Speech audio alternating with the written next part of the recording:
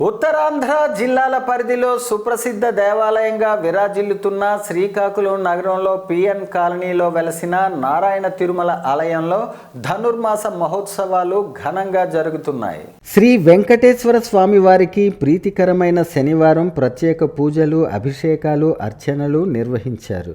లోక కళ్యాణం కోసం ప్రతిరోజు ఉదయం 5 గంటల నుంచి తిరుప్పావై పాసురాలు ఘనంగా జరుగుతున్నాయి.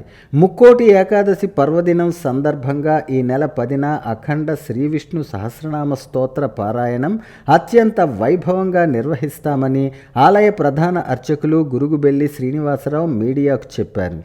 సహస్ర దీపాలంకరణ సేవ ఈ నెల 8వ తేదీన జరుగుతుంది.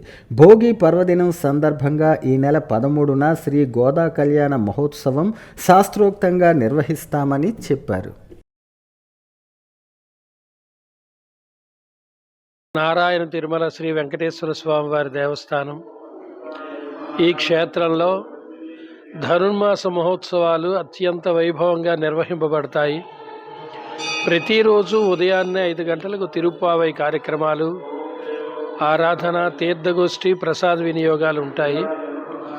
విశేషించి ఈ ధనుర్మాసంలో జనవరి 8వ తారీఖు మంగళాశాసన పాసురం కావటం చేత ఆ రోజు ప్రత్యేక వేదికపై శ్రీవారిని దేవేరులను వేంచేపు చేసుకొని సహస్ర దీపాలంకార సేవను నిర్వహించుకొని మంగళాశాసన పాసురాన్ని విన్నవించుకోవటం జరుగుతుంది.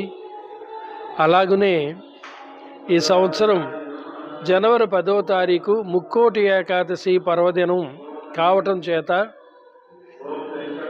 ఆ రోజు ఉదయాన్నే 3 గంటలకు సుప్రభాత సేవ తిరుప్పావై కార్యక్రమం, అనంతరం ఆరాధన, 5 గంటల నుండి శ్రీవారి వజ్ర కవచ దర్శనం, వైకుంఠ ద్వార దర్శనాలు నిర్వహింపబడతాయి.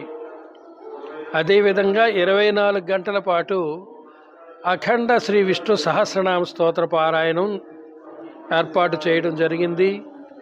కొన్ని వేల మంది భక్తులు ఆ రోజు శ్రీవారిని దర్శించుకోవటం జరుగుతుంది.